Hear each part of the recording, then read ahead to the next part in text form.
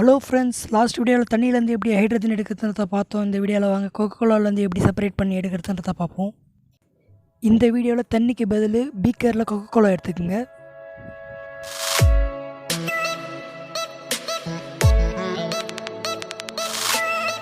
அப்புறம் அந்த சோடியம் ஹைட்ராக்சைடை நல்லா மிக்ஸ் பண்ணுறேங்க.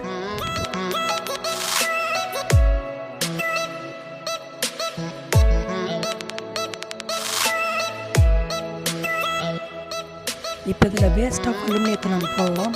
இப்போ அலுமினியம் சோடியம் ஹைட்ராக்சைடு கூடயும் கோகோகோலாவோடையும் ரியாக்ட் ஆகிட்டு இருக்குது. அதை பார்த்துட்டு இருக்கீங்க, கேஸில் ப்ரொடியூஸ் ஆகிட்டு இருக்குது.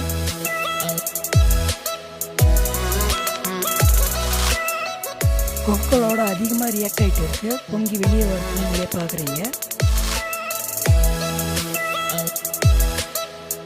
இப்போ நீங்கள் ஃபயர் ஆகிறதையும் பார்த்துட்டு இருக்கீங்க. ஃபயர் ஆகி அது எப்படி பேர்ன் ஆகுதுன்றத பாருங்கள்.